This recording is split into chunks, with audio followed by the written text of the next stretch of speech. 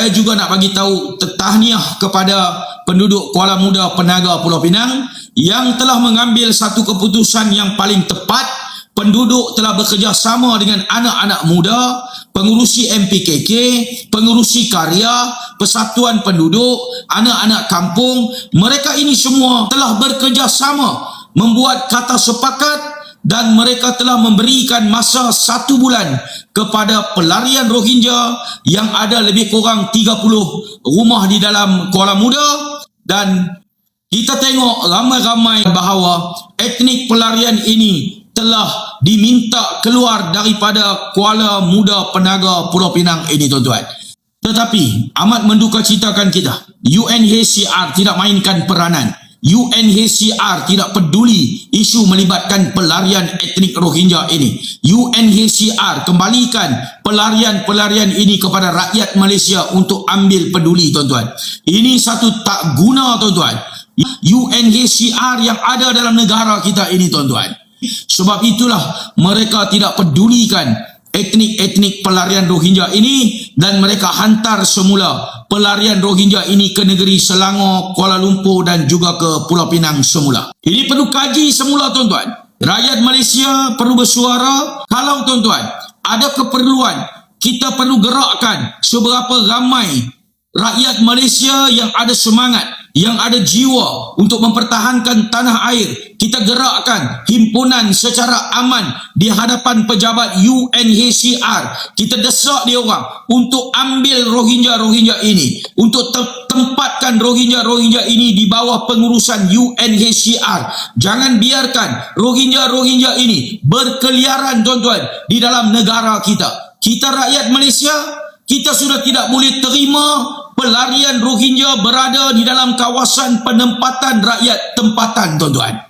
Kalau ada keperluan, kalau kita bersepakat, kalau kita semua setuju, mungkin kita boleh tetapkan satu masa, hari dan ketika untuk ramai-ramai rakyat Malaysia buat perhimpunan aman. Kita kumpulkan seberapa ramai yang boleh di hadapan pejabat UNHCR. Kita mendesak dia orang ini untuk ambil tindakan. Kalau dia orang tidak boleh ambil tindakan, kalau dia orang tidak boleh berikan kata putus kepada kita sebagai rakyat Malaysia, kita perlu minta kerajaan kaji semula apa relevannya UNHCR berada dalam negara kita 51 tahun, tuan-tuan.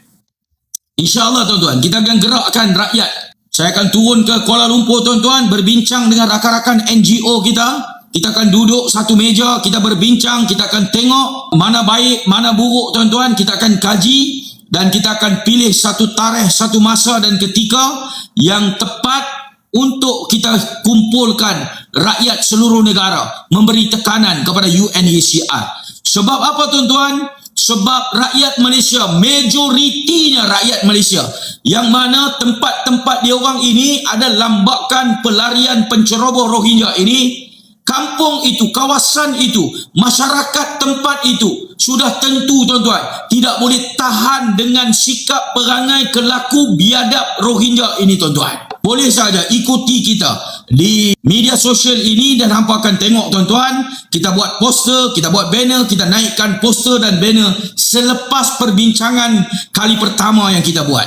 Setakat hari ini, mana-mana poster yang dibuat untuk berkumpul di hadapan UNHCR, untuk gerakkan rakyat berkumpul di hadapan UNHCR, bukan poster daripada Surplus.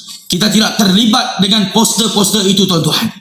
Rakyat semua dah tak boleh tahan dengan sikap etnik pelarian ini, tuan-tuan. Ini penceroboh. Apabila dia orang ada terlalu ramai dalam negara kita dan dia orang duduk terlalu lama, dia orang ada kontak, dia orang ada connection dengan pegawai-pegawai kerajaan, tuan-tuan.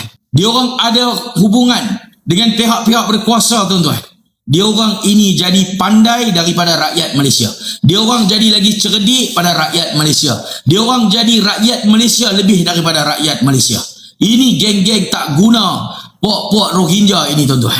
Bila dia orang dah ada lama dalam negara kita, dia orang ini akan jadi kurang ajar.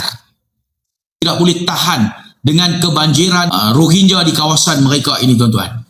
Ini rakyat Malaysia tak boleh tahan, tuan-tuan. Mana-mana rakyat Malaysia yang boleh tahan, yang cakap seolah-olah Rohingya ini tidak memberi kesan. Pelarian yang ada dalam negara kita ini tidak memberi kesan. Mereka ini sebenarnya tidak berjiran dengan etnik ini, tuan-tuan. Kalau mana-mana rakyat yang berjiran dengan etnik ini duduk dalam satu kawasan rumah pangsa, duduk kawasan taman ataupun kampung, mereka akan tahu betapa teruknya berjiran dengan etnik pelarian penceroboh Rohingya ini, tuan-tuan.